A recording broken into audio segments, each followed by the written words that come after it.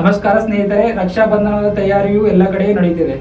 ಇವತ್ತು ಅದರ ಬಗ್ಗೆ ಕೆಲವು ವಿಷಯಗಳನ್ನು ತಿಳಿದುಕೊಳ್ಳುವಂತ ಪ್ರಯತ್ನ ಮಾಡೋಣ.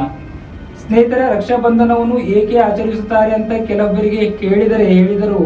ದ್ವಾಪರ ಯುಗದಲ್ಲಿ ಕೃಷ್ಣನ ಬೆರಳಿಗೆ ಏಟಾದಾಗ ದ್ರೌಪದಿಯು ಸೀರೆಯನ್ನು ಹರಿದು ಬೆರಳಿಗೆ ಕಟ್ಟಿದಳು. ಅದರ ಋಣಕ್ಕಾಗಿ ಕೃಷ್ಣನು ಸಹಾಯ ಮಾಡಿದನು. ಅದು ಒಂದು ನೆನಪಿಗಾಗಿ ಈ ಆಚರಣೆಗಳನ್ನು ಮಾಡುತ್ತಾರೆ ಅಂತ ಹೇಳಿದರು. ಕೆಲವರು ಹೇಳಿದರು ಅಕ್ಕ ತಂಗಿಯ ರಕ್ಷಣೆಗಾಗಿ ಅಣ್ಣನು ಮಾತು ಕೊಡುತ್ತಾನೆ ಅಂತ ಹೇಳಿದರು. ಇನ್ನು ಕೆಲವರು ಅಣ್ಣನ್ನು ಖುಷಿಯಾಗಿರಲಿ ಎಂದು ರಾಖಿ ಕಟ್ಟುತ್ತೇವೆ ಎಂದರು. ಇದು ಕೆಲವರಿಗೆ ಬಿಸ್ನೆಸ್ ಆಗಿದೆ, ಕೆಲವರಿಗೆ ಖುಷಿ.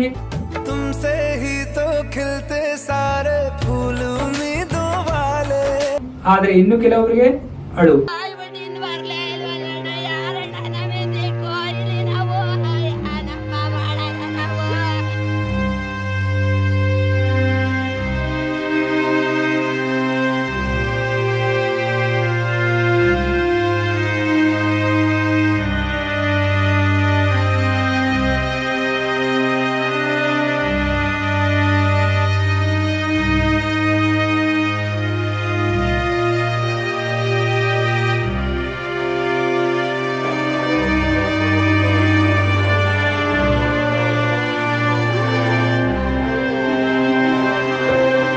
ಈ ವಿಡಿಯೋದಲ್ಲಿ ನೋಡಬಹುದು, ಕೊನೆಯ ಕ್ಷಣದಲ್ಲಿ ಅಕ್ಕ ಇಬ್ಬರು ತಮ್ಮಂದಿರಿಗೆ ರಾಖಿ ಕಟ್ಟಿ ಸಾವನ್ನಪ್ಪಿದ್ದಾರೆ.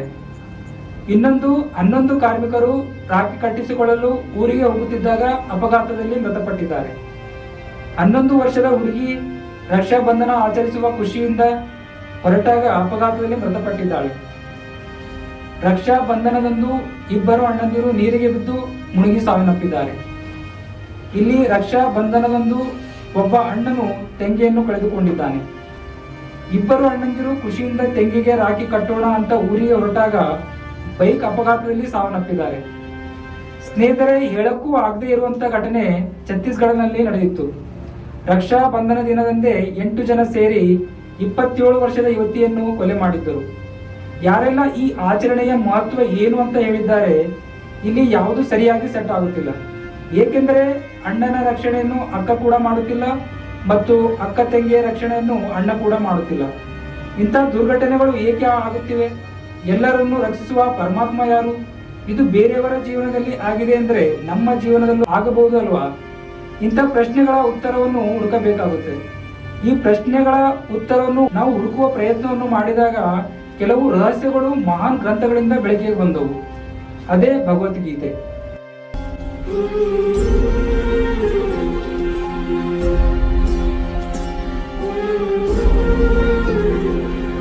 ತಸ್ಮಾಚ್ಛಾಸ್ತ್ರಂ ಪ್ರಮಾಣಂ ತೇ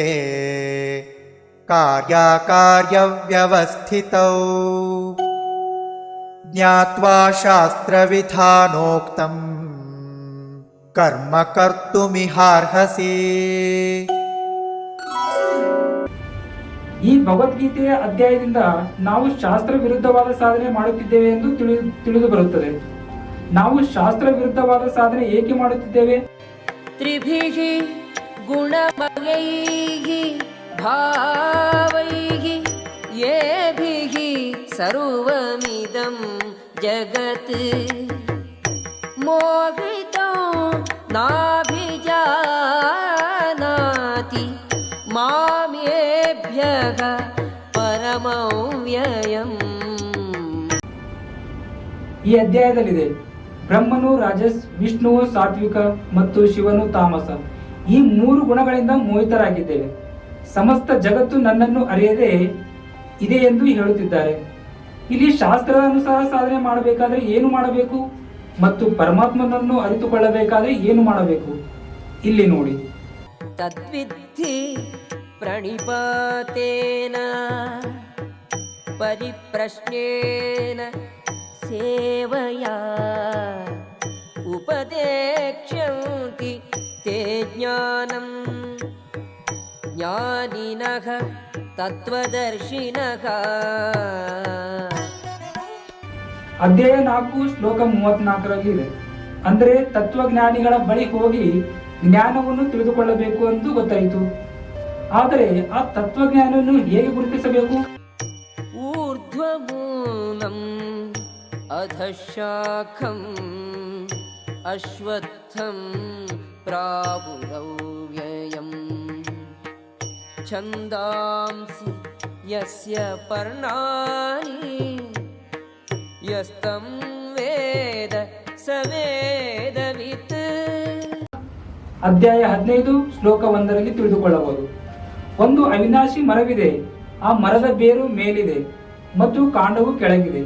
ಈ ಅವಿನಾಶಿ ಮರದ ರಹಸ್ಯವನ್ನು ತಿಳಿದವನು ವೇದವನ್ನು ತಿಳಿದವನು ಎಂದು ಹೇಳಿದ್ದಾರೆ.